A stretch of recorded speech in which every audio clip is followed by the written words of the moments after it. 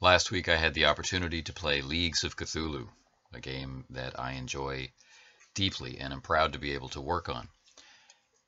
And over the course of 2 sessions, recorded 1 week apart, we investigated a mysterious murder on the island fort in this time period of Alcatraz. Once a Civil War fort and now being converted into a military prison before it will become its more famous self as the most feared penal institution in the history of the United States. To our investigators, it is now a curious place, associated in memory with the success of the friend and brother who might lie dying, yet now the place where that possible murder has taken place. Our scenario begins with the investigators booking passage on the steam launch ferry to the island. Nice to meet you all, gentlemen. And so, without further ado, we descend into Leagues of Cthulhu. Imagine, if you will, very cold, wintry, early December day in San Francisco. You have gathered together, some arriving by rail, some by slower means of conveyance, and are at a small, unheated wharfside building for a small ferry company. All around that dock there's fishermen's paraphernalia and the like, and it's early in the evening. The sun is setting over the spit of land across the harbor, and you're heading out to the cold stone island of Alcatraz, a place that you've heard about often in the writings of Forbearance Corbett, friend or relative. It's going to be a cold trip across the harbor. And you're speaking with a contact of Determinations, Captain Jan Matthias, who's wintering in San Francisco. Normally he's a global trader, but he's wintering in San Francisco and setting up this new civilian ferrying company that takes the soldiers or their families to and from the island and transfers prisoners. Alcatraz Island, a Civil War era fort, is now becoming a prison for prisoners of war and other malcontents rising up against these new United States. So, soon your journey will begin on the old and somewhat rickety steamship, but a ship that Forbearance spoke of with that familiar love-hate reserved for special machines and people's lives. And so as you wait for the pilot of the boat to be ready, Captain Jan Matthias offers you all coffee from a steaming tin on the wood stove in the corner. So, Determination, why are you so desperate to get out there in the middle of the night? After remarking upon the blood stain on the note for the nth time, it would be my greatest regret to miss my brother's passing from this world. That, quite simply, is how the scenario began. It was constructed in a classic fashion, that of knowing the environment, knowing who and what must be there, applying a timeline, meaning there is an event happening which will take a certain amount of time to complete and a certain amount or a certain number of people to complete it. And they will have to be in specific locations at specific times on that timeline in order to make sure it happens. And with that knowledge in head and in hand, we introduce the player characters and see what they realize when they realize it and what they do about it. Most of the time, nothing else is really necessary. Now, this was the first time that any of the players had played Leagues of Cthulhu, and for some of them it was the first time they had played anything in the Cthulhu mythos. So it was a partial introduction of genre, but the group understands ubiquity and was just learning this slight variation on it, and they have played often and played well with each other. So it was a very enjoyable experience as a game master to come in knowing that everybody there understands the game, everybody there is there to role play, and everybody there likes role playing together. You really couldn't ask for more than that. Once the session was complete, we decided to continue it, to finish it, as it were, which was a nice feeling to know that people wanted to continue and find out what happens next. At the end of each of the 2 sessions, we talked about player impressions, and that's what I'm going to share with you now. Determination, has moved off and picked up his rock, and he's done the long hurl to slam at the one who's attacking the elder statesman of the group. And so as the young, charming, socially upwardly mobile doctor gets to his feet, he notices with horror. Horror? Yes, with horror, the body of Forbearance, which had been at the feet of Matthew. Oh, no. Damn it. There's a thick black trail leading to the edge of the cliff, and no sign. And here, gentlemen, is where we'll bring the session to an end, Nice. as the cold wash of realization hits the doctor, and the rest of you fight for your lives on the rocky hilltop of Alcatraz. Nice. Thank you for playing, gentlemen. Yeah. Good. Excellent. Thank you. This is intense. Nice. So I have just a few minutes before we go. Any comments about Leagues of Cthulhu or whatever? The playing of the session. Yeah, I bloody love it.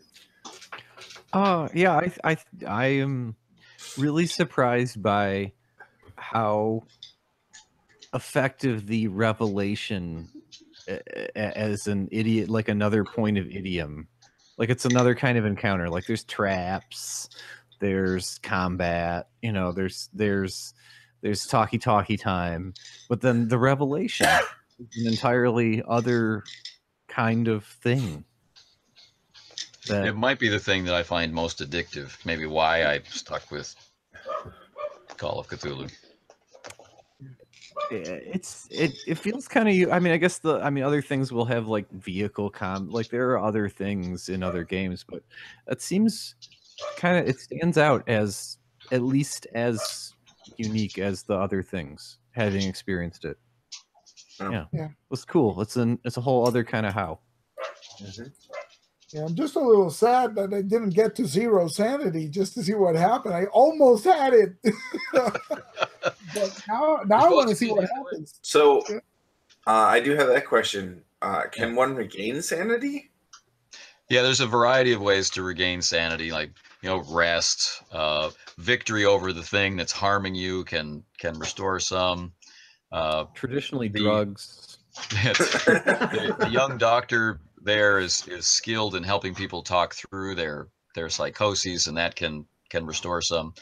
But over time, the flaws start to add up and start pushing you toward behaving in less and less socially acceptable ways, and you start earning a trait called corruption, which also starts to work against you negatively, and this downward spiral into the type of character that you hear about in Lovecraft stories. Like they're isolated, no one understands them, they don't get along with anybody, and they turn to these strange pursuits or beliefs or fears, and and eventually pass on into an uncaring universe. That is one thing that I do enjoy about, or the from what I've heard about most Cthulhu games, is the sanity check. The having that extra level, that is, experiencing it is way better than I thought. It was already unique and different, but it's a fun experience. The other kill condition, or like the other lose condition, like is that what you mean? Like two points of tension about how you can die.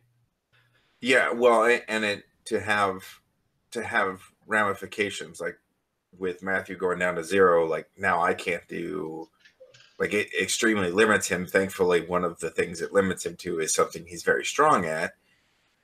But I could see how if the professor gets down to 0, we might have issues. Well, he might have issues a lot quicker than Gordon does. Right. Professor right at 0 was perfect for you, because you're standing there locked, frozen, blam blam blam blam blam, just continue to combat. But had you continued to lose sanity, then that's adding die penalties. Okay. Yeah. As you lose your grip, Sorry, I interrupted you. I don't know what you're going to say. The professor had an awful lot of sanity, and to be honest with you, I rolled it incredibly well. I kept on thinking, my God, I just made another sanity check, these really horrific things. And so he legitimately was scared for his life later on. That wasn't horror. That was just healthy fear, wanting to stay alive.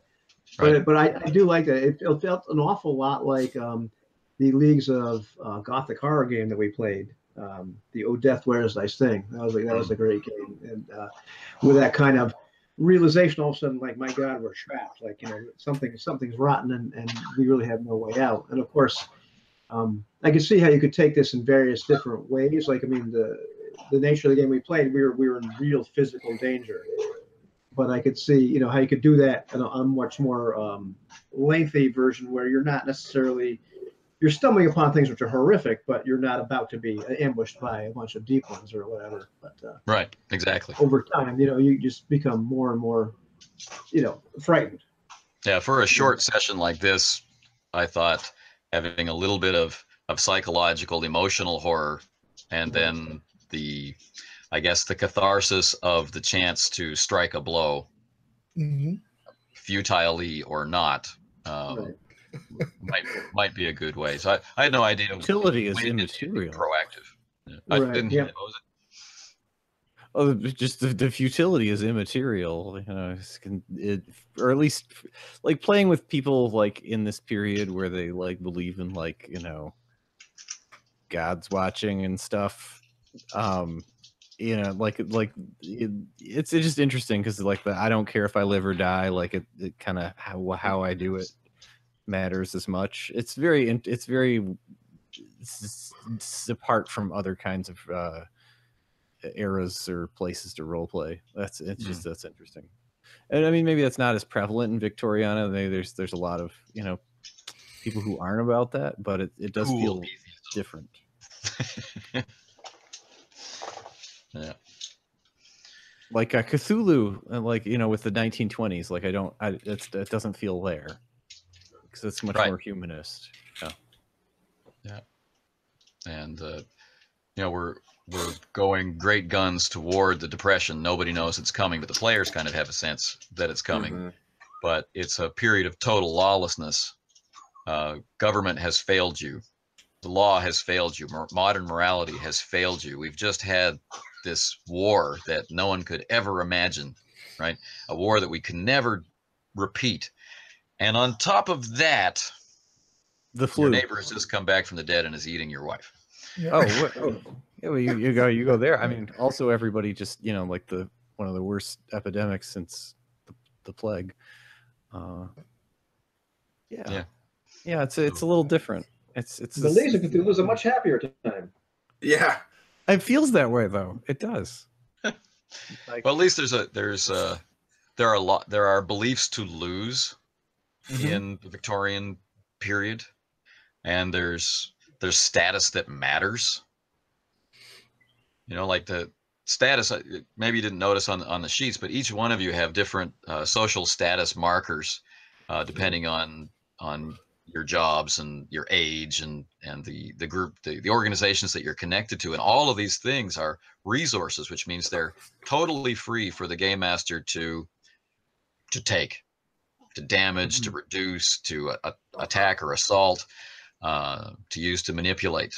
And so it's a signal from the player, this is how I want to be able to influence the world, but it's also a target for the game master, saying, well, this is the thing you're risking when you're influencing the world. So it's, it's a, that loss of social power, prestige, and ability is yet another area. Like the plate mail that can get rust monstered. Yeah. Yeah. Sort of. All right. Pardon my simple nature. But no, that's exactly it. I mean, I've got this thing, and there's some innate things like a talent, or your strength or whatever, which of course in Ubiquity something like that can be targeted, like the called shots. Jim's character Matthew has the accuracy talent, so he can do called shots. He can hit specific parts of the body, which comes with damage, of course, but it also comes with a condition, right? So it's within the realm of possibility for that character Matthew to shoot someone in the eye, meaning from that point forward they have no eye, because that was the condition applied, or to hamstring someone or kneecap someone, and these are permanent effects that get applied. A flaw that, crippled or lame, disfigured, blind, these are things that can be done in Ubiquity, which is kind of, it adds a layer of It adds a lot of punch to the called shot rules, for one thing, because just damage is fine, but it's big. I mean, no eye and penalties to movement forever or whatever. That's pretty interesting. That's a new level of complexity. Yes, it explains why it's so hard, right? So, but anyway. Well, I'm glad you had fun, and thanks for changing your lives and schedules around to make this possible. It was very different, but little guy was very cooperative. It was very surprising. Are we playing part 2 next Thursday or what? That's up to you guys. Oh, I'm down. I want to keep going. Seems good. Seems good. Yep, go for it. All right, so we'll play toward possible success, possible failure. Who can say? But in the mythos, is a total party kill actually a failure? You have to bet. Yeah, go on that side. The second session was different from the first for a number of reasons. First off, we're going to begin in the middle or at the end of this physical confrontation that formed the last scene of part 1. So we're just going to be launching right into it. That's different. The players know what to expect. They know what I'm going to be doing in my role as the game master, and they have used the mechanics for Leagues of Cthulhu and adjusted their understanding of Ubiquity, accordingly. And they have already experienced losses, and those losses, just before we went to play, turned out to be of one of the players. The Complex Games apologist was unable to attend, but at the point where we actually started playing, I wasn't sure if he might be able to make it in, somewhere during play. So I had to decide, what am I going to do with this character? Are we going to have, share duties and play it as an NPC? Are we going to do it troop style as an NPC, or Game Master controlled as an NPC, or are we going to do what I did and enable him to be taken kind of off stage for a while? Is he dead? Is he not dead? What happened to him? That kind of thing. And if, on the outside chance that he was able to join in, then Determination Corbett could show up in some tense situation, and wouldn't that be interesting? So there were differences about how the second session started. And the first session, I mean, it has a conclusion. In a sense, at least I felt that the second session, going back, was almost like expanding a short story into a novella, and it was risking even more. Like there's a sense of hope in how part one ends. Going back for part two, you're putting all of those lives and their possibility for escape, you're putting all of those down as your bet, and seeing what will happen. Now, in the second session, we got to explore different mechanics. Corruption appeared, and eldritch magic appeared. Sanity played a pretty constant role, but in the background rather than in the foreground during this horrific combat kind of situation. And I got to play with the very excellent rules produced by AAA's Games for Layers. I got to turn the shrine that was the focal point of all of the unnatural behavior. You build the shrine using those rules and its specific effects and how far those effects ranged and what it really meant and why these strange events were happening in this place at all. So all of that we got to explore, and which was quite rewarding for me. All of the background preparation that I automatically assume will never see the light of day, but just works to inform how I will manage NPCs, how I will interpret roles, and so on and so forth. All that stuff, we got to see most of it, and that was kind of cool. So at the end of that session, we continued with more commentary about play and Leagues of Cthulhu. We return to Alcatraz Island in the cold, cold of December, in the dark, dark of night and icy fog, to play Leagues of Cthulhu by AAA's Games, featuring some pretty interesting characters, one of which unfortunately has been separated from us by the events of real life, and hopefully he may, as Ivan put it, Han Solo himself in toward the end, but who can say? That is one of the difficulties of life, and certainly life in Leagues of Cthulhu is no different. It's worse. So to begin with our recap, I will turn you over to what are in Leagues of Cthulhu terms referred to as hench people, and in our case, henchmen.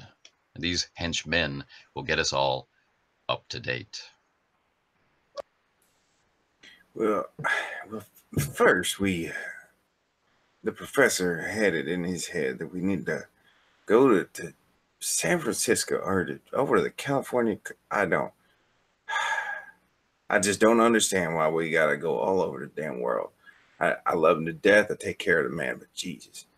So we get into the Bay Area and we go into this place called Alcatraz, and I tell you, the fog's so thick and the wind, and oh geez, it chills you to the bone. So we meet up with this guy, decent chap, decent. Sets us up with a free ride over, but we got to pay on our way back. But I understand, man's got to make a living, you know. And we get on this rickety old barely floating ship, and it got mail, smells of all kinds of nasty ocean and all that. Again, damn, and when I think it can't get colder, it does. We're huddled next to the damn boiler, and the little space heat from the that they had set up for us. Thank God they had some spirits for us to keep us a little bit warm. Gow, I tell you, and this man, this group, I tell you, they are after their death. I tell you. But the professor wanted to keep on pushing on, so I followed along and did. But So we get across this thing. We land up on this boat, and from the get, the people over here acting. Well, now I don't know if this is a West Coast thing, but these people are acting absolutely silly, and there's just something off about them. And I'm just glad we were able to get a bite to eat after all the craziness that was happening on that, just the freezing bitter cold getting over this dadgum island. Well, I tell you, I'm Bill Pullman, freelance reporter, and I've been following Mr. Determination Corbett for ever, it seems, all around the globe. Follow where he leads and always into adventure.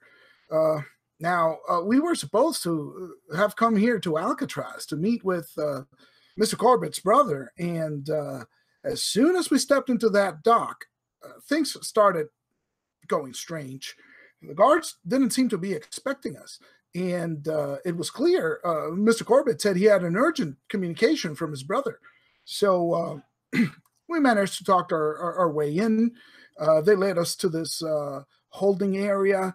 I think it was a barracks. We waited there for a while. They gave us some soup. Food wasn't bad, but really we're anxious to see what was going on because they didn't seem to know what was going on, and they said nothing was wrong with Mr. Corbett's brother, which was even stranger. So after some time where the doctor and the rest of the fellows were asking to speak to Mr. Corbett's brother and his doctor, eventually Mr. Corbett's brother, Temperance, appeared. Now I got very suspicious when I saw him. There was something weird about this man. I didn't see him blinking much. And this impression was later confirmed by the rest of the group. After they talked, they left again and left us alone.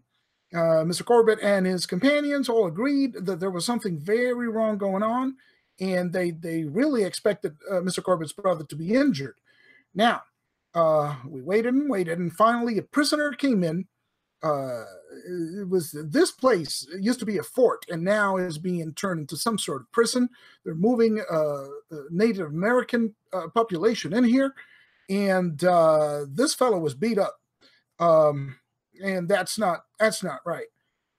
Anyway, the doctor and the rest of the group talked to him, and they decided that something was really wrong. So they wanted to go off exploring into the island. Into the darkness. I don't know why, because it was light coming from the Citadel over there. And I figured if something interesting is happening, it's got to be at the Citadel. So at this point, they left. And they didn't notice that old Pullman was on the job. So I snuck off and went to see what was what. Right on. Hi, my name is John Booker. You know what really bothers me? It bothers me that nobody respects the captain. And Captain Gordon's probably one of the best men I know. He really is. And yeah, sure, he's done some real bad things that got him, kicked out of the army. And well, I'll tell you what he told me. He told me I really shouldn't say, but later on we'll talk and I'll tell you what he did. But and it wasn't a bad thing, mind you. But so yeah, we are on this island. It's all kinds of foggy, and it's just terrible stuff. The next thing you know, we're walking around in the fog, and I think they discover some kind of graves or whatever. But the captain told me just not to pay any mind, so I kept a lookout, and there was some terrible chanting, something going on. So they were talking about. So I didn't understand most of what they were talking about, but eventually it came real serious, and the captain told us go here and crouch down here, and we crouched down there. He said don't move or out, and I knew what he was going to do, so I didn't mess around. Unfortunately, he didn't have to kill nobody, but he would have killed. But next thing you know, they're coming after us, and we're running up this thing. Come on, guys, let's go up this hill. So I'm running up the hill, and I tripped, and I fell, and next thing you know, I'm separated from everybody. I don't know what's going on. I think I might have lost consciousness for a little while, but I get him. So I got to get me to the captain, and I hear all kinds of fighting and a commotion going around, and I see. They're these men, these soldiers, like attacking them. I don't understand why they're attacking them. We're all American citizens, ain't we? We're all Americans here. It don't make no sense. It don't make no sense that Americans are fighting with Americans. I mean, in a bar, sure. But then again, who would stand up to the captain? But I'm running to get to his side. I swear these men is jumping, like leaping, and like frogs or lizards or something like that. Or them kangaroos they talk about. I never seen a kangaroo, but the captain told me one day we'll go to Australia and I'll see one. But it just didn't seem right.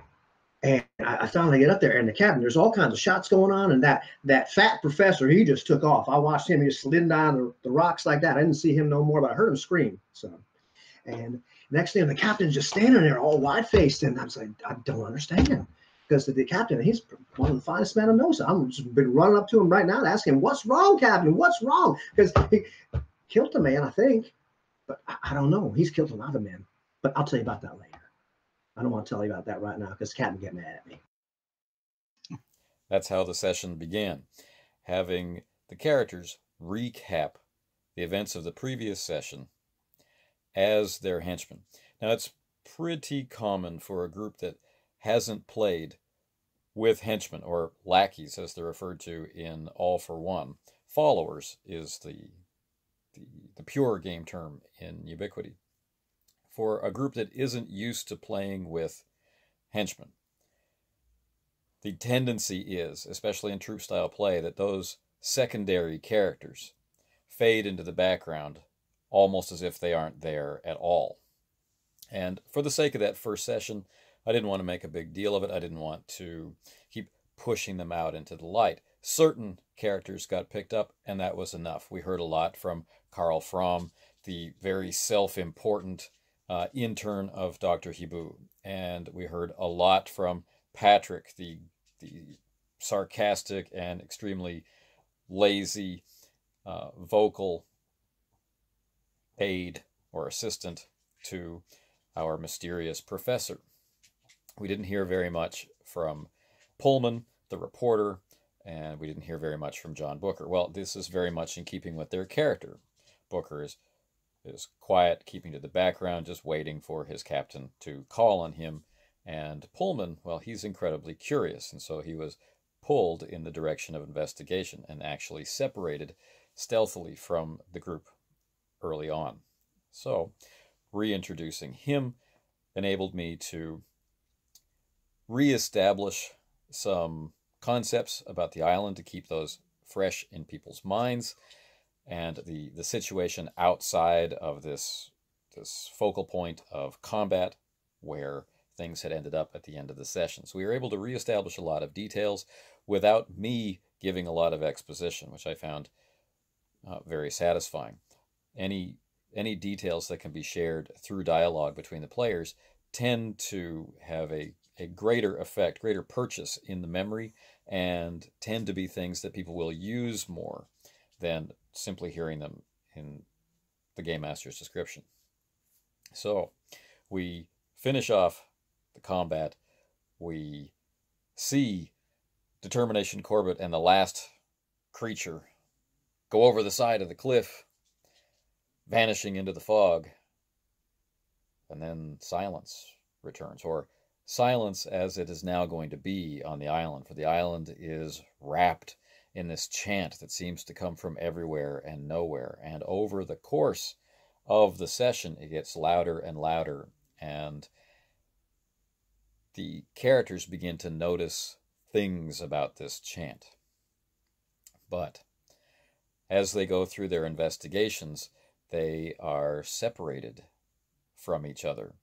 Characters going off to work magic, to possibly glean some information. Characters going off to physically explore, separated by distance, separated by goal, and ultimately falling prey to something on the island, because the session ends up like this.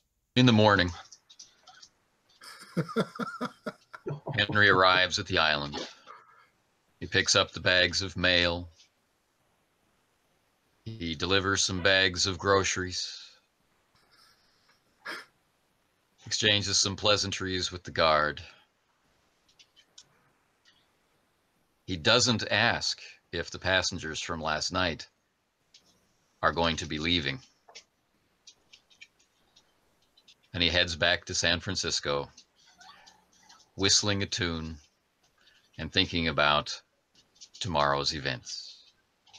And on this, we close our session of Leagues of Cthulhu. Awesome. Nice.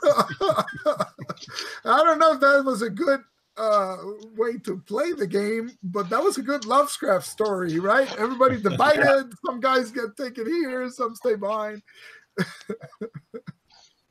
All right. So, for our kind of conclusion, the ending of the story implies that something happens to the professor and the doctor. What do we think happened to the professor and the doctor?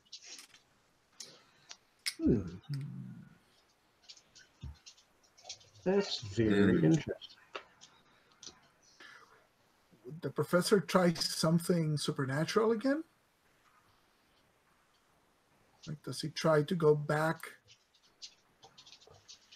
outside his body when nobody returns? Or It's possible, or it's possible that the priest or whatever it was that I actually encountered knows I'm here and said something to go get me. And the poor doctor just happens to be collateral damage. but you tell him, you tell the professor that the priest is coming, that there's, you know, that they're coming to you if you don't go to them.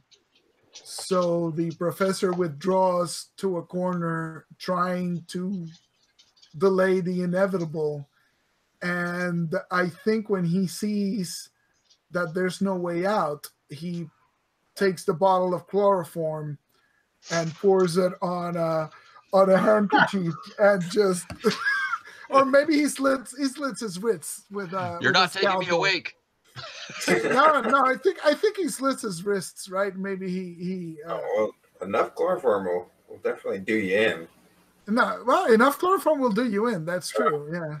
So maybe that's how he goes. He doesn't cut himself. He just puts a bunch of chloroform, like he pours the bottle on a handkerchief and then just takes it. And That's lies interesting. down. So in the end, you think the doctor's skepticism would break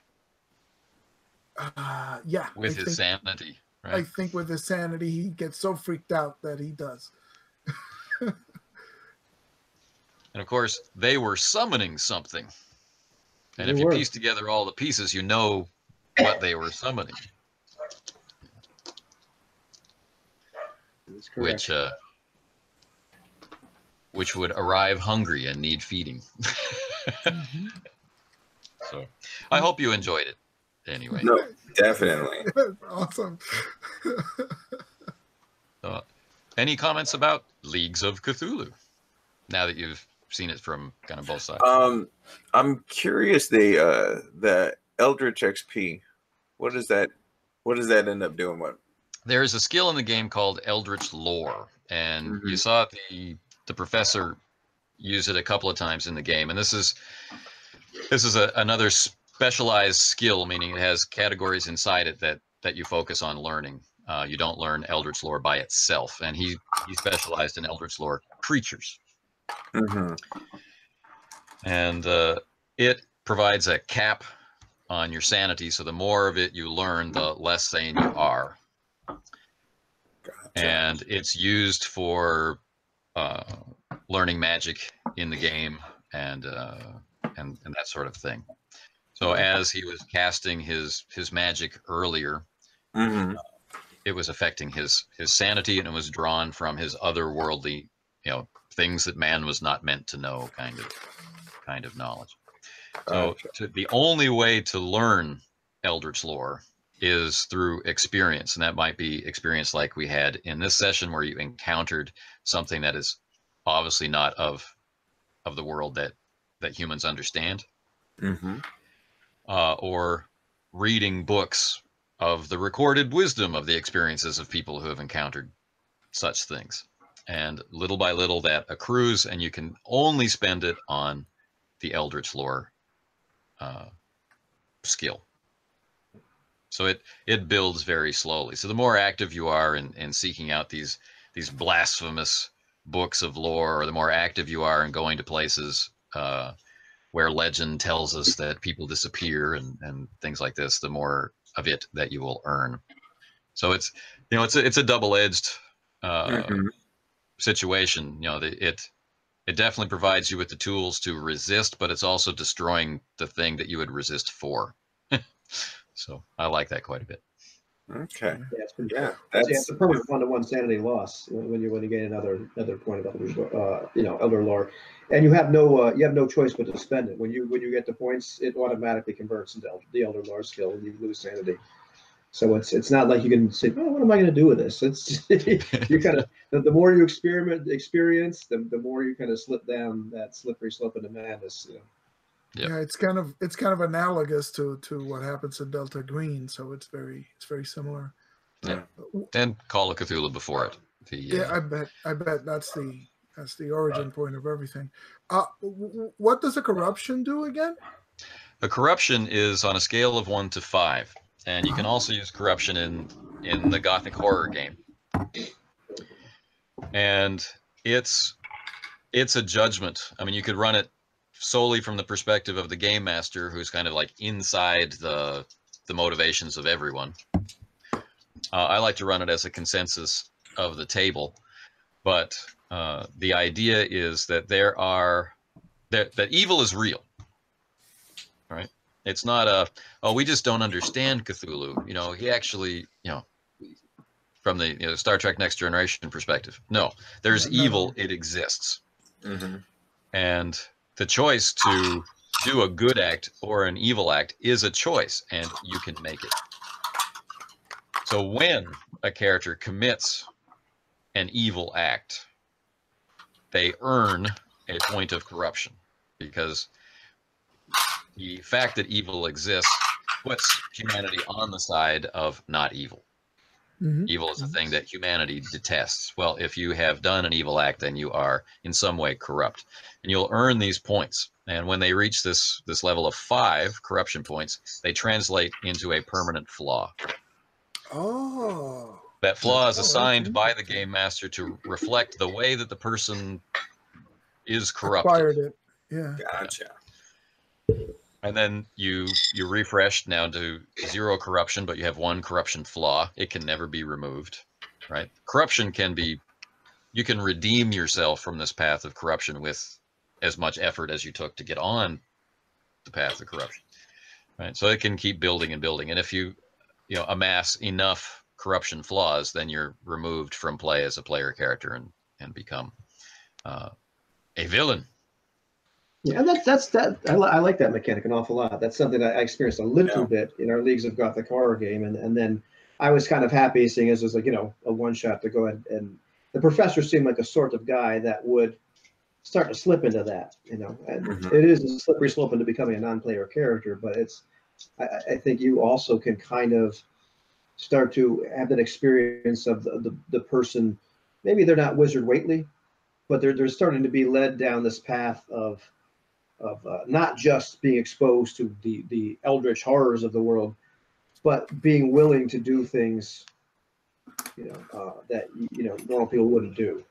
Right. And the granularity of it lets you really explore this. Like, you could just express everything in terms of sanity. Oh, you're gonna commit a human sacrifice. That's roll your sanity. Oh, you've committed the human sacrifice. Roll your sanity. Or you've kidnapped someone as a human sacrifice. Roll your sanity. It could all be like that. But this way, you can, you've made up your mind. You're going to go, capture someone to use so that you can cast this awful ritual to summon this dark being. So now that you've dedicated yourself to this path, well, you've earned corruption. Mm-hmm. And then we get up to the actual murderous act, and now we're earning corruption and the sanity's being shaken. And well, what happens when the person becomes completely insane, and they're an NPC doing these insane things for their insane reasons? Well, that we still have corruption, which is tearing them apart, until they become unable to act. So it's a pretty potent combination of very simple mechanics that can allow for a lot of different storytelling, I think. Mm-hmm. Yeah, and without just kind of shortcutting it, like you said, if it were all just sanity, it would take away the complexity of sanity. You know, there's sanity, and then there's, you know, what you think, because you would still be able to operate corrupted. So no, I definitely, I can appreciate that. And then, you know, you can decouple them. You can play with one and not the other. Mm-hmm. So yeah, it was such a good story, and it did not help. My youngest was fighting sleep.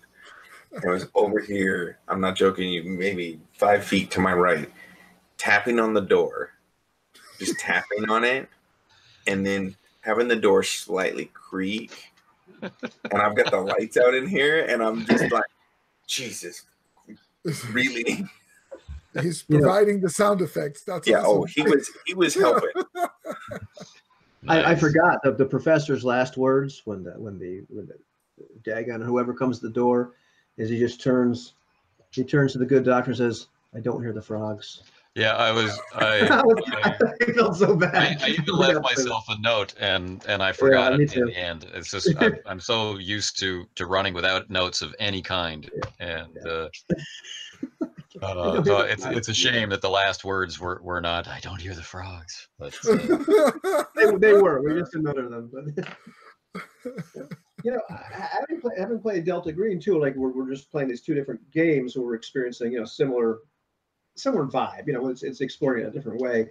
I like them both, but I like the fact that we're still using a system that's kind of, as simple is the wrong word, but ubiquity is pretty straightforward. You can still do an awful. You can get a little pulpy with this, I suppose. I mean, we were just kind of messing around a little bit, but you can. Yeah, I was running it at the default. You know, it's called dark. So it's a little heroic. Like, you can do heroic things, like be an explorer and find a jungle temple and be okay, kind of thing.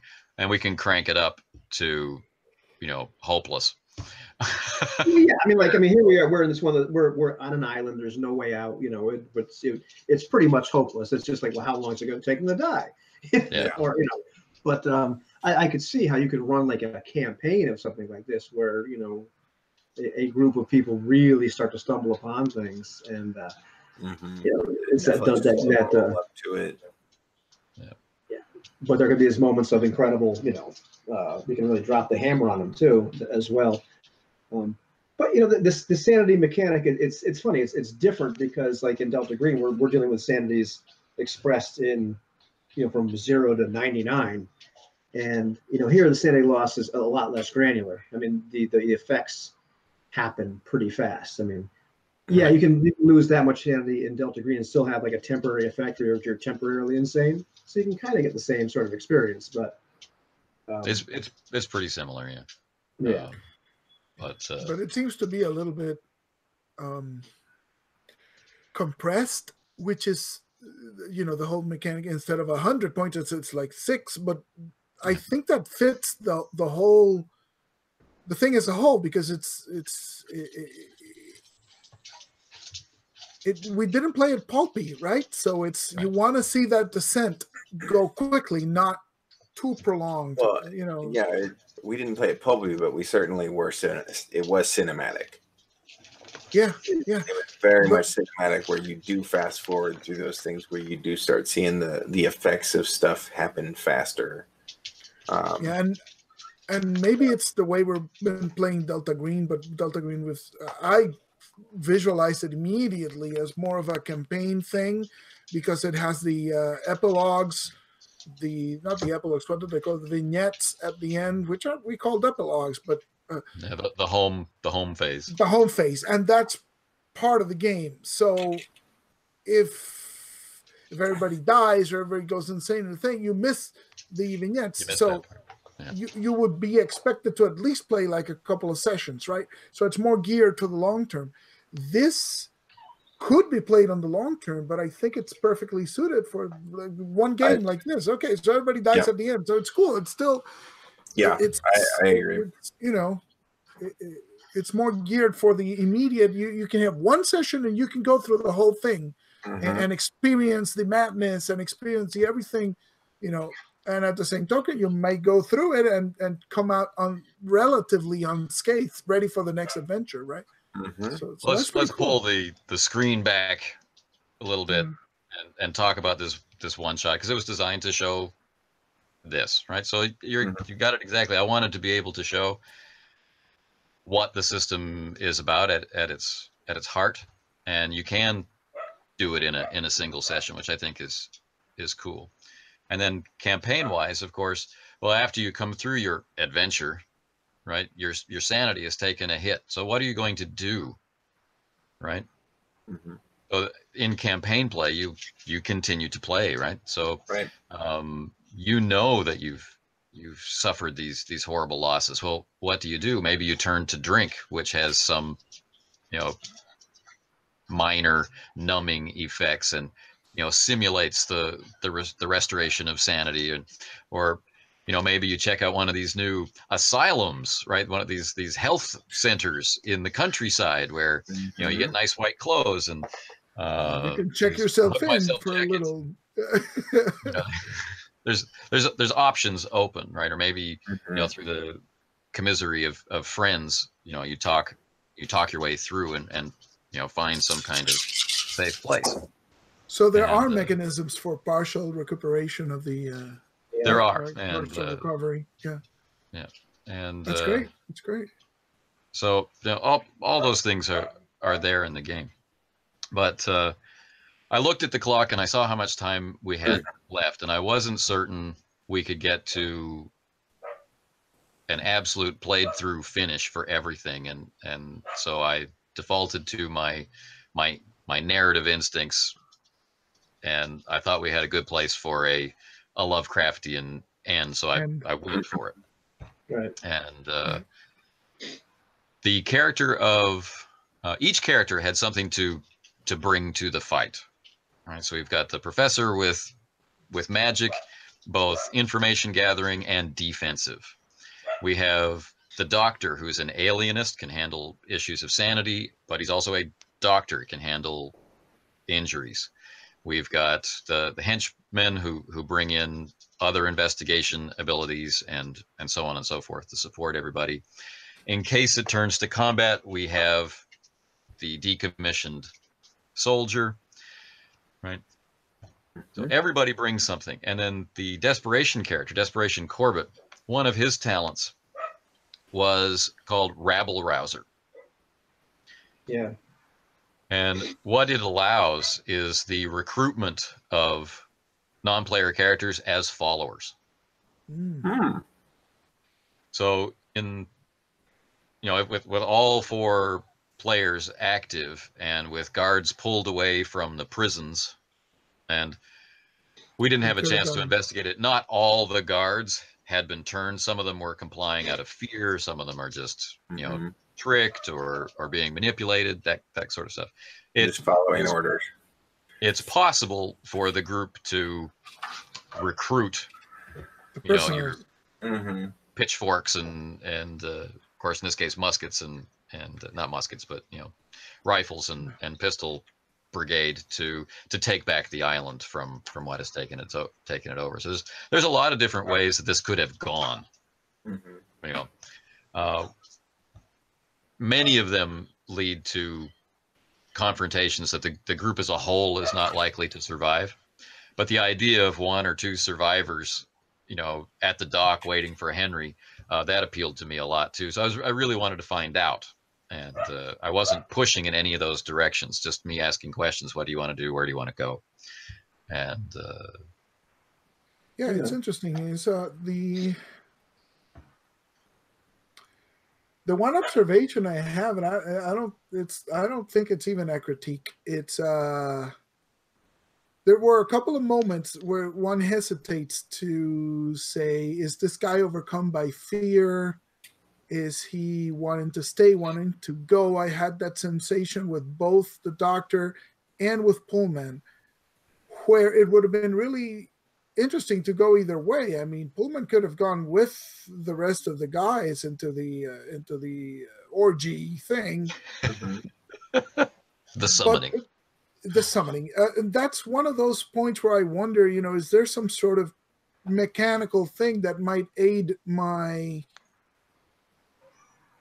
decision making? And it's one of those questions which might be rhetorical, but it's one of those points where you wonder, would this be better with a mechanic, or would this be worse with a mechanic? I mean, is it if you kind of force the mechanic as opposed to just homebrewing one kind of thing? I rely on the traits of the character, like willpower is an important one. I was just going to say a willpower roll would be if you wanted to roll against something.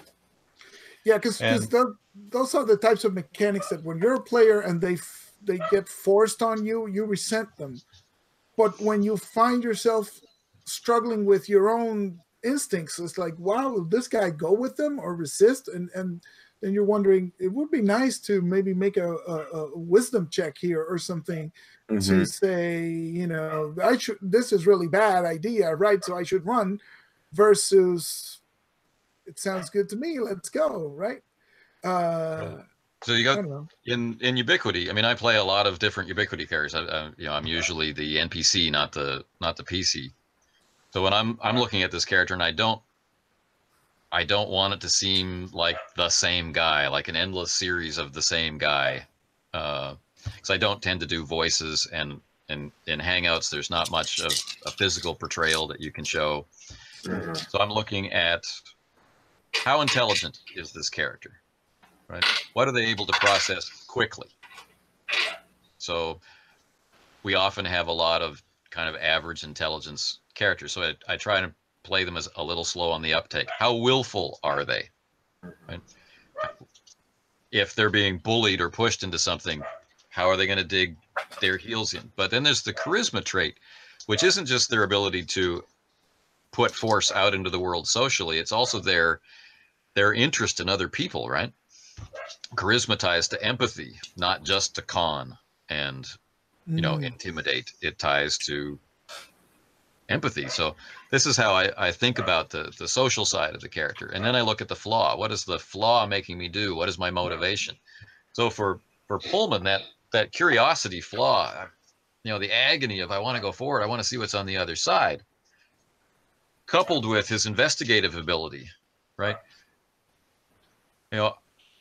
Are they men? Are they women? We've already these guys are reporting that this dead figure in front of me looked like a man's brother, and the brother couldn't distinguish that it wasn't him without effort. Correct. So am I being tricked? I've got to be able to tell this story. I think that's what gave. That's true. I think that's true. But like in the story, like that's why it made sense that you broke, or you were able to break free.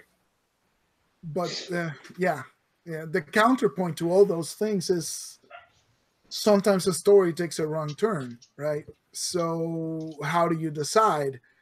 And that's where I would think I want to roll something to help me make this decision. I mean, we got the curiosity on one side, we got the intelligence on the other, telling you these things are fish, these things are supernatural, these things are wrong, right? So you feel the struggle as a player, and that's the dichotomy. Does it feel good to invoke a mechanic, or does it feel being imposed to invoke the mechanic? Because I think both choices were good. Pullman going into the thing felt just as genuine as Pullman running the Flash and running back. And again, this is maybe a rhetorical question. Some people would just rather have agency as a player to decide which way it goes. But I can see the flip side of, what do we do? Same thing with the Doctor. Do we stay here behind? Do we cower in fear, or do we go after them? I had the like of the flip side of that experience, like really fast, so Anthony doesn't lose his train of thought, and I'm telling. But like the professor, he's got this ridiculous level of sanity. He's got 4 willpower. He's got 3 charisma. He's got 6 sanity, only because he should have 7, but he has got the elder law lord thing going on, which reduced him to 6. He made his sanity rolls over and over again. But at the same time, I kept on thinking to myself, well, but he's also like in mortal danger. Like the man is actually legitimately afraid. He's legitimately facing things that would freak people out. He's just not losing his crap. He's just not completely going to the deep end. So I kept on having to have that moment of, okay, wait a minute. He's, at least from a role player standpoint, okay, this guy's still going to be scared. He's still going to run. He's still going to try to, like jump up, slide down that cliff to not get attacked by these things. He's just not going bananas like the captain was. And, I did the same thing. I kind of looked at like, he was hesitant, but he was he had this motivation of truth. So even after all these things happen, even after he might be a little horrified, he still wants to go and look at this creature or still wants to go to the Citadel, even though he's scared. Mm-hmm. And knows that he should be. Yeah. So I mean, to me, I use the actual like failure of a sanity thing as more of a prompt to really I think play it up more or fair. What does that really mean fictionally? So a lot of it for me was just fiction. So I had to remember, just because I made the sanity roll doesn't mean that he hasn't been affected by this situation. Yeah. Even in a game that's mechanized like Pendragon, right? You're in a lustful situation. Check your lustful, right? So you roll and you discover, your knight's going for it. Yeah, the lust is taking them over, and you as the player go, I don't want to. Right? Mm-hmm. Even there's an out. There's a way to say, okay, you choose to resist. You're going to pay for this later. Mm-hmm. Right. So it's, even when there's a mechanic, I like a mechanic that is just serving as a prompt, saying this is what the character really wants to do. That's different from you. These are the signals. But you as the player, well, the reason why we want to play with you is what you bring to the table. So, what is the decision that you're going to make? Are you going to portray the moral descent, or the error, the mistake that you're going to regret later? Or are you not going to regret it later, or what? Like, that's why we're playing with you. And but then when you can't decide, when you honestly can't decide, then you yourself are invoking something. And I mean, you can just take the average on the roll, right? Like, how difficult a decision is this? This is something that can be a mental process in ubiquity. And am I smart enough to not fall for this? Mm-hmm. So let's say you had a 4 intelligence, I could have called on a roll myself, rolled, not told you, like, okay, I'll do an intelligence check, whatever. Yeah, and just base it against the average. Yeah, because I think it's better if it's the player wanting to do it, the mechanic is always welcome by definition, right? It's you who are calling, as opposed to having it imposed upon you. Mm-hmm. So this is buy-in, right? We're playing a specific genre. Correct. And a specific flavor of a genre. And of course, genres rule 0, so we're creating our own spin on it by our own interaction. And so my decisions are governed by who is the character I'm playing, in the archetype sense. What is their motivation in the drive sense? What is their hang-up in the flaw sense? How charming, intelligent, and controlled or disciplined are they? And then, what has the fiction made me so far? There's all those things to juggle, and there's a lot of options, however you want to come about them. So in this case, what we saw tonight, those guys barricading themselves in the guard room. It's rare that you have a group of players who are willing to buy into the genre and do what the characters do, right? Let's go rescue our companions because of meta knowledge, or because they want to roll dice too, or because they can't imagine portraying a coward or doing a self-preserving thing. But this is the sort of play you want in this genre. Mm-hmm. Mm-hmm. Right? Of course, they all banded together and they fought against the squad that found them. That's self-protection, right? But now they're split up and vulnerable, right? We've got Captain Gordon leading the crew into the tunnel, and he's not thinking straight, Mm-hmm. right? His sanity has taken an impact, right? He was rocked back on his heels at the beginning because everybody knows who he is, right? His dark secret is out, and all the soldiers are curious about him. And then he gets onto the island, and he doesn't think that that's actually his friend. But how is that even possible? And then they're attacked by fishmen, and then Mm-hmm. right, just one punch after another. So he leads the charge, but there's nobody following. Right. Hey. Yep. And I think I was really happy by how things just accidentally fell together. Yeah. Always amazes me. The scenario itself is 2 pages. One page is notes about what Alcatraz looks like, how big it is, where the buildings are, that kind of stuff. The other page has a really, really tiny picture of the note you got from James Bartran in the beginning, just in case I needed to be able to read it to you. Mm-hmm. And it had bullet points of locations: the Citadel, guarded, shrine underneath, tunnel from this place to this place, this place to that place, right? Mm-hmm. Just that was my framework for improv. And then I know that the guards are guards, so I know what their traits are just because I've played Ubiquity a lot. And the named NPCs, I have little boxes at the bottom of the page for those. So there's the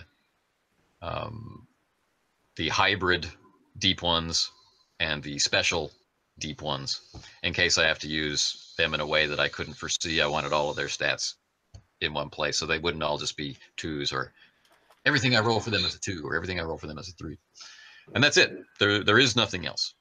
So is this your creation, or is this Yeah. official adventure? Okay, yeah, and this might be a starter scenario or something. So I followed the pattern laid out by Wiggy in Leagues of Cthulhu of choosing a place, right? And what kind of background does it have? What do the locals think about it, right? So this is how I built up my framework for improv. Is before there was an Alcatraz fort, what did people think of Alcatraz? Because this is where I wanted to put a scenario. So then what makes sense in that scenario? And how am I going to change the deep ones to be my deep ones? And on and on like that. And so all of this is just in the back of my head stuff. This isn't anything to make you, the players, do anything. Mm-hmm. Mm-hmm. And so the trigger is the dead, not dead brother. And so they have to dispose of the bodies, so there must be graves. Mm-hmm. And, Yeah, you went in the everything else direction is- that the graves had to be, just based on the architecture of Alcatraz Island. So you find them, and then on and on it goes like that. Yeah. That's great. So I my gotta- favorite- I take it there was no boat in the shore. Is my No boat. There was a telegraph. There was a telegraph. You could have called there for was help. a telegraph. I knew But listen, it. Yes. I saw much more important things at that Citadel. I tell you, the moment for me of that whole game was that clash moment that the professor had. The should I stay or should I go? And that was like we were talking about like a few minutes ago. That was one of those like almost a coin flip moments. And I had to really sit there and think about the professor. He's got this giant willpower, but he's also hesitant. And, he's also, in truth, and, there's all these stats, but I'm also thinking, well, he's 60 something years old. And this is looking pretty darn good. And screw those guys. Right. And, you came this close to like being with an unresponsive body. That's right. I would have been just as happy. I know. I really was thinking to myself, what do I do? And I would have been, I was happy. I would have been happy either way. And sometimes, and even now, I'm thinking to myself, man, I should have probably gone and taken the blue pill. Yeah. Nice. Yeah. The one thing that was added to this that isn't in itself in Leagues of Cthulhu was from the guide to layers. Oh yeah, yeah. So that's just a way for you to think about, the evil place, the evil location, the blasted hilltop where the Whateleys go to summon Azathoth or Yog-Sothoth or whatever it is that they're going to do. How do I make this more than just description? Right. So I think you did a great job with Layers. It's an exciting book. So that effect of corruption, like you walk into the place and, rather than the game master saying, and there's a bunch of nude sculptures in bas relief on the wall, which are kind of titillating. You can say, look, you've taken a point of corruption because of the effect of this place, right? Go for it, play it. The player knows that they can buy it off, or when they leave, maybe it'll fade away because it's the effect of the place on them. But it's a real mechanical things like taking damage or taking a point of sanity loss. And so why does this thing have this effect, right? Well, it's innately tied to the deep ones, and they're spawning and they're mating. And who do they mate with? Well, they mate with you. And what are they summoning? Well, they're summoning Dagon and Hydra. And after the orgy, there's going to be a meal, and there'll be no trace left that any of this ever happened. And, I especially like the description of the astral version of the place, like the visions that the professor had with the vortex and the stream, and I thought that was pretty sweet. That was well done. that was the other characteristic of it, is that it, like Ivan guessed, it had a ley line, which is why the ritual was happening there. Right. So Yeah. And that just made sense with the whole Indian, the Native Americans, having all the stories about Alcatraz or that island before. So yeah, I've read enough of Wiggy's stuff to okay, I think I know what he's doing here now. But that's cool. That really is a really easy way to kind of all of a sudden make that sort of stuff like mean something mechanically, and without like inventing something else. Just, okay, yeah, point of corruption, or this it gives you 2 dice off your, adds 2 dice to your roll, that sort of thing. And another good high point is I got to use the carbolic acid on Ivan, so that was always and smelling salts. And smelling salts, yes. The miracle cure of 1892. Yep. Yeah, I love the mercury comment too. Yeah, well, that's for syphilis. Yeah. That's fantastic. All right, gentlemen, thanks for giving up another Thursday for this, and that was fantastic. Fantastic. Yeah. Thank you so much for running it for us. Yeah. And then if it's wanted, I'll do a video with the captain's backstory, because I figured it out. I figured you figured it out. Yeah, it's entirely in your hands. Oh yes, we need to hear that. Excellent. We need to hear that. Excellent. Thank you. All right, yo. Thanks again. I love it. I absolutely love it. Thank you. And so that is our immediate reflections on the 2 sessions. What do I have to say as the game master now that it's all done? Well, having the opportunity to play those 2 sessions 1 week apart had a tremendous effect on how much of the system was actualized. It was good for me, and I felt it was a good introduction for the players. We saw in the second episode, we saw the henchmen, come more into the light, become more integrated with what was going on. All that took was a little bit of reflection between sessions. Like, yes, it did feel like they weren't there, so let's take steps to make sure it feels like they are there. And what is their purpose? Are they there for comic relief? Not really. Are they there to highlight more of who these characters are? In a sense. Are they there because it's a social, a part of the social construct of the time? Partly. And so finding our way into who these secondary characters are and how they can be important and how we can play them so they don't get in the way and are worth your time and effort to have be there. That takes a little time. It takes a little adjustment. So we could see a little bit of that process. So I was happy with that. In terms of how things ended, I mean, I'm the sort of person who likes to be able to play things all the way through to the end. We were playing with a limited amount of time, and we were coming up to the point where we had, maybe 30 minutes left. And the commentary process at the end actually took me way over the amount of time that I actually had left, which made the rest of that day really hard to juggle, but in the end was worth it. I'd had such a good time. But, sitting there in the Game Master's chair thinking, okay, now we've had a lot of trust from the players. They've received this, that there are horrible creatures here, but yet they appear like, very appealing and attractive characters. I've assigned them the lustful flaw. They've taken points of corruption, and you're being beckoned, come in, join. And they're playing these lonely, tired, in some cases broken characters. And do they resist? Do they do the I'm a player character, or do they do the I'm a person in a situation?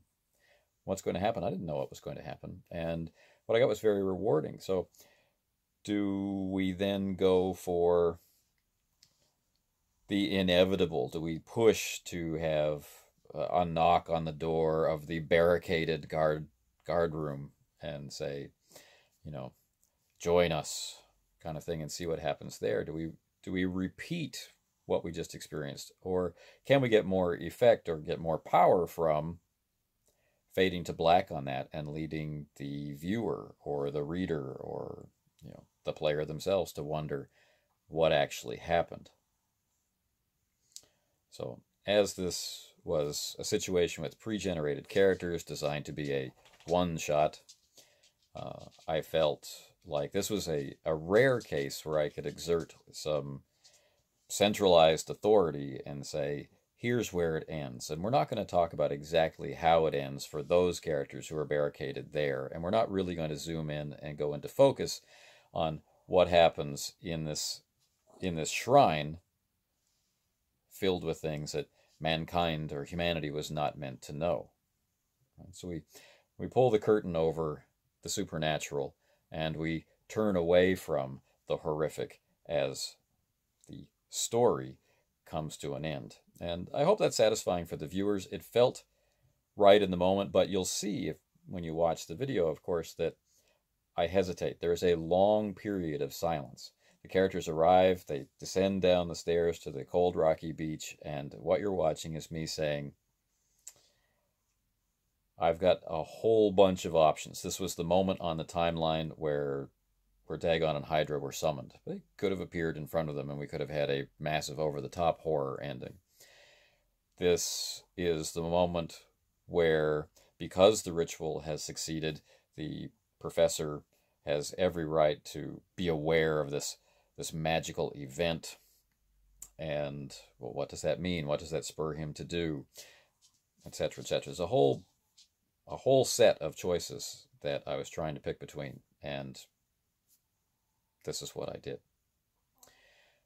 I like Leagues of Cthulhu quite a bit. I've made that pretty obvious in the past, and I make no claim to not have any bias about the game, because I'm so deeply immersed in it at this point. Things that I particularly enjoyed, it was very comfortable being a long-term Call of Cthulhu player, being able to have all of that experience tied to my Ubiquity experience. Felt really comfortable, very empowering. It was very easy to reach for a mechanic in my mind and have its effect play out the way I would like, without saying, oh, I like how it works in this game better than that game, or I like this, or everything just worked. So I like that. Mechanics that can give me pause are the assigning of corruption. We talk about that earlier on, so there's no need to go into it more deeply, but I do like the idea of making that a table decision. if you've got players who are mature and are actually looking at things not solely through the lens of their character and from the idea of wanting to resist any kind of punitive assignment of a condition, but rather, yeah, this thing I'm doing is evil, and there should be some way to track that it has happened, because this is an actual part of what we're playing. The twisting of character is an element of this genre, so we should be looking at it in some way. And so, yes, I should take that point of corruption. The way it's expressed in Leagues of Cthulhu versus the way it's expressed in Leagues of Gothic Horror, of course, these interpretations are left up to the game master and the players. So that's one of those things you have to be prepared to do. Right? It's not the same as rolling dice in an opposed position to the other person and seeing what damage comes of it, or seeing what success or failure comes of it. It's a judgment call, and some people might not be prepared for that right out of the gate. So preparing yourself beforehand is handy. The effect of sanity, very satisfied with how it works. And of course, the dark setting that was chosen, which uses the standard ubiquity rules, made it very comfortable. Nobody had to guess how many style points were required to pay for a certain thing. They could just do that and be comfortable and confident. So I appreciated that.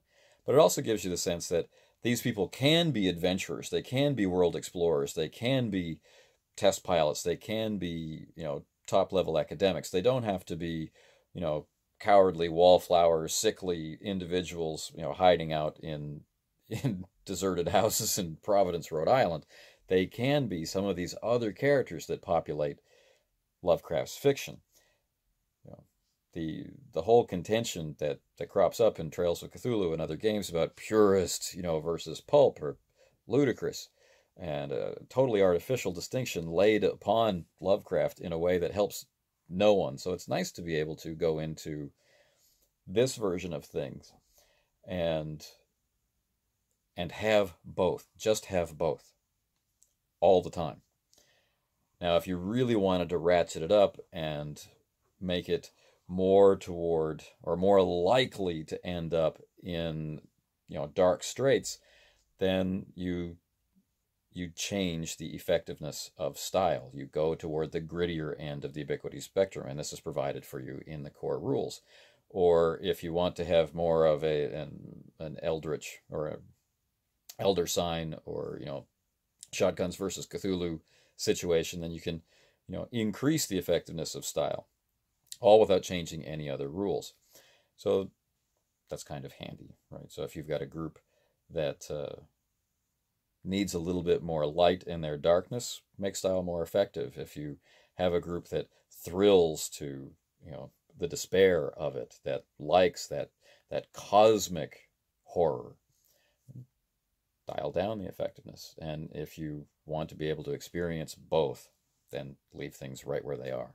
So I liked this road test quite a bit. I liked being able to share it publicly, and I think probably we've said enough about it now. So thanks for watching, and we'll see you next time.